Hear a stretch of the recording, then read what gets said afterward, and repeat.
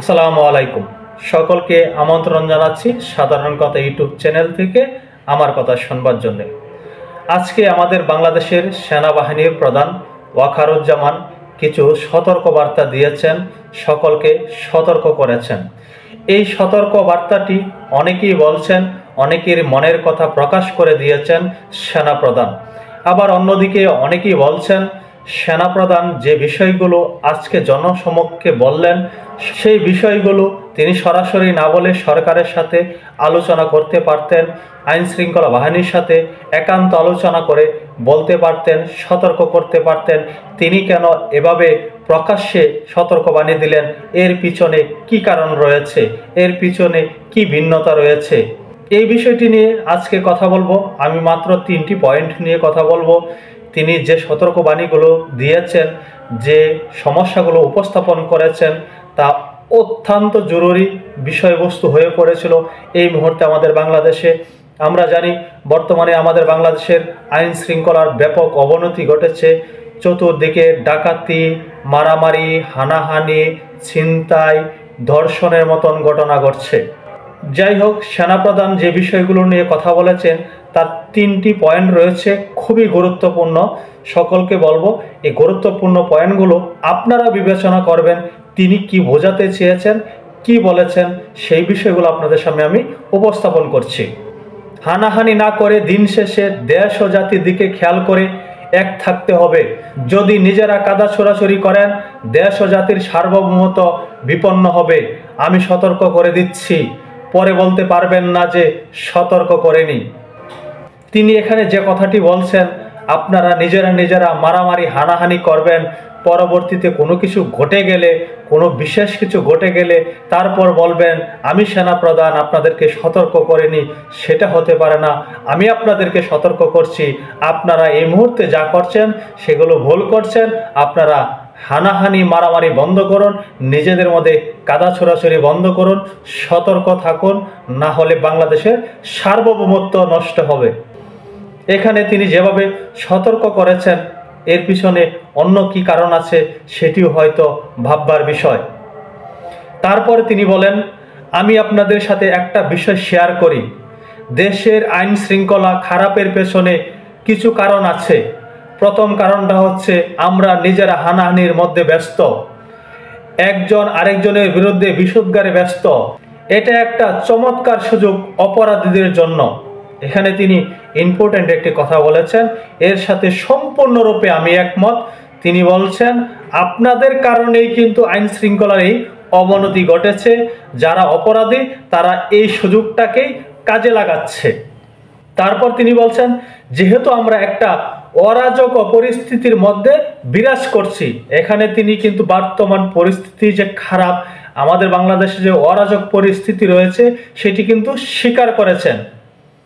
তারা খুব ভালোভাবেই জানে যে এই সময়ে যদি এই সমস্ত অপরাধ করা যায় তাহলে এখান থেকে পরিত্রাণ পাওয়া সম্ভব। এখানে একটি বিশেষ ইঙ্গিত রয়েছে। তিনি বলছেন তারা খুব ভালোভাবেই জানে যে এই সময়ে যদি এই সমস্ত অপরাধ করা যায় তাহলে এখান থেকে পরিত্রাণ পাওয়া সম্ভব। এই পরিস্থিতি থেকে পরিত্রাণ পাওয়া সম্ভব এই অরাজকতাগুলো যদি করে।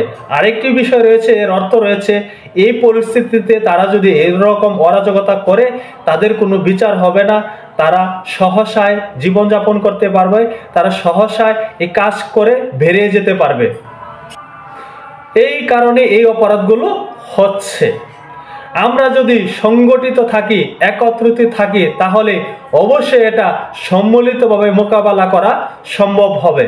অবশ্যই সম্ভব যদি সকলে সংগঠিত থাকা যায়, সকল রাজনৈতিক দল যদি এই অরাজকতা বন্ধ করার কাজ করে, সকলে যদি সতর্ক থাকে তাহলেই সম্ভব। এখানে শুধু আইন শৃঙ্খলা বাহিনীকে দোষারোপ করে কোনো কাজে আসবে না যতক্ষণ না পর্যন্ত বাংলাদেশে একটি স্বাভাবিক পরিস্থিতি বিরাজ না করে। রাজনৈতিক স্বাভাবিক পরিস্থিতি যতক্ষণ ফেরত না আসে এই অরাজকতা বন্ধ করা কিন্তু দুষ্কর। এরপরে তিনি যে বিষয়টি নিয়ে কথা বলেছেন সমস্ত বিষয়ের মধ্যে সবচেয়ে গুরুত্বপূর্ণ বিষয় এটি। তিনি বলছেন police, RAB, BGB, DGFI, NSI এগুলো দেশের জন্য অত্যন্ত গুরুত্বপূর্ণ কাজ করেছে অতীতে। খারাপ কাজের সাথে অসংখ্য ভালো কাজ করেছে। আজকে যে দেশের স্থিতিশীলতা, দেশটা যে এত বছর স্থিতিশীল রাখা হয়েছে, এটার কারণ হচ্ছে এই সমস্ত বাহিনীর বহু সেনা সদস্য, সিভিলিয়ান সবাই মিলে এই অর্গানাইজেশনগুলোকে, অসামরিক সামরিক সবাই মিলে এই অর্গানাইজেশনগুলোকে এফেক্টিভ রেখেছে। সেই জন্য আজকে এতদিন ধরে আমরা একটা সুন্দর পরিবেশ পেয়েছি। এর মধ্যে যারা কাজ করেছে, যদি অপরাধ করে থাকে সেটার শাস্তি হবে। এখানে তিনি যে কথাগুলো বলেছেন, police, RAB, BGB, DGFI, NSI সকলকে নিয়ে কথা বলেছেন, সকলের কর্মকাণ্ডের কথা বলেছেন। তিনি বলছেন তারা অর্গানাইজেশন করে এ দেশটাকে একটি স্থিতিশীল পরিস্থিতি বজায় রেখেছে দীর্ঘদিন। অতীতে তারা অনেক ভালো কাজ করেছে, তার সাথে সাথে কিছু মন্দ কাজও হয়তো করেছে। তারা যদি সেই অপরাধমূলক কাজ করে থাকে তাদের বিচার হবে। কিন্তু রেখেছেন তিনি এখানে একটা, তারপর বলছেন না হলে এই জিনিসগুলো আবার ঘটবে, আমরা সেটাকে বন্ধ করতে চাই চিরতরে। কিন্তু তার আগে মনে রাখতে হবে আমরা এমনভাবে কাজ করব এই সমস্ত অর্গানাইজেশনগুলো যেন আন্ডারমাইন্ড না হয়। সবচেয়ে গুরুত্বপূর্ণ কথাটি তিনি এখানে বলেছেন, এই অপরাধগুলোর বিচার হবে। তবে এখনকার বর্তমান যে পরিস্থিতি, সরকার যেভাবে টানা হেঁচড়া শুরু করে দিয়েছে, পুলিশ প্রশাসনকে একেবারে নাস্তানাবুদ করে ফেলেছে, মানুষের কাছে ঘৃণার পাত্র করে তুলেছে, এটি আমাদের বাংলাদেশে আইন শৃঙ্খলার অবনতির বড় একটি কারণ। এখানে সেনাপ্রধান এই কথাটি বলেছেন। বর্তমানে আমরা এই অন্তর্বর্তী সরকারের সময়ে একটি জিনিস খুব বেশি দেখছি, সেটি হলো আন্ডার এস্টিমেট করা। এই যে সেনাপ্রধান যে কথাটি বলেছেন এটি কিন্তু বাস্তব। এই বর্তমান সরকার পুলিশ, বিজিবি, ডিজিএফআই, এনএসআই সকলকেই বিভিন্নভাবে শাস্তির মুখোমুখি করছে, আন্ডার এস্টিমেট করছে। এতে কিন্তু তারা প্রতিষ্ঠান ভিত্তিক কাজ করতে অনীহা প্রকাশ করছে, তাদের মধ্যে সেই বন্ডিংটা নষ্ট হচ্ছে, তাদের আত্মবিশ্বাস নষ্ট হচ্ছে। এর কারণে বাংলাদেশে এই বর্তমান আইন শৃঙ্খলার অবনতি ঘটেছে। সেনাপ্রধান আজকে যে কথাগুলো বলেছেন, সাধারণ মানুষের মনের কথাগুলো বলেছেন, আমার মনের কথাগুলো বলেছেন। এই জন্য সেনাপ্রধানকে একটি সেলুট দিতে হয়। তিনি যে কথাগুলো বলেছেন, সাধারণ মানুষের মনের কথাগুলো বলেছেন, সাধারণ মানুষের ভাবনাগুলোই তিনি প্রকাশ করেছেন। বড় কথা, তিনি যেভাবে সতর্ক করেছেন, এই অন্তর্বর্তী সরকার যদি তার সতর্কবার্তাকে অবজ্ঞা করে, অবহেলা করে, আমলে না নেয়, এই অন্তর্বর্তী সরকার এবং বর্তমান যে সকল রাজনৈতিক দল রয়েছে তাদেরকে কিন্তু খেসারত দিতে হবে। সেই ইঙ্গিত কিন্তু সেনাপ্রধান রেখেছেন এই বক্তব্যতে। এই সেনাপ্রধান এভাবে বক্তব্য দিবেন, এত কড়া ভাষায় কথা বলবেন, এমনভাবে সতর্ক করবেন, এটি কিন্তু এই মুহূর্তে কেউ ভাবতে পারেনি, রাজনৈতিক দলগুলো ভাবতে পারেনি, সরকারও ভাবতে পারেনি। তিনি যেভাবে আজকে ভিতরের কথাগুলো প্রকাশ করলেন, জনসমক্ষে জানিয়ে দিলেন, তিনি আজকে যেভাবে কথা বলেছেন, সাধারণ মানুষকে যেভাবে ভিতরের বিষয়গুলো প্রকাশ করে দিলেন, তাতে তিনি কিন্তু আরও বেশি সম্মানিত হবেন সাধারণ মানুষের কাছে। হয়তো রাজনৈতিক দল, অন্তর্বর্তী সরকার মনোমালিন্য হতে পারেন যে সেনাপ্রধান এভাবে কেন কথাগুলো বলল, জনসম্মুখে এভাবে কেন কথাগুলো বলল, কেন প্রকাশ করে দিল, আমাদের দুর্বলতা আমাদের সাথে কেন আলোচনা করলো না।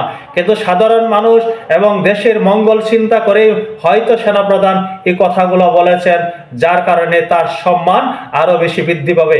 আমরা জানি তিনি সব সময় চতুরতার পরিচয় দিয়ে থাকেন, তিনি চৌকস, তিনি সর্বদাই এমন কাজ করে থাকেন।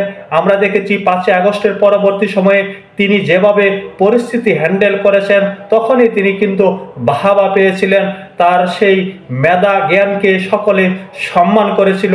আজকে তিনি যেভাবে সকলের সামনে কথাগুলো বললেন, তিনি আরো বেশি সম্মানিতই হবেন। দেখা যাক এই বিষয়গুলো আমাদের বাংলাদেশ সরকার, রাজনৈতিক দলগুলো কিভাবে নেয়। সকলে ভালো থাকবেন। আল্লাহ হাফেজ।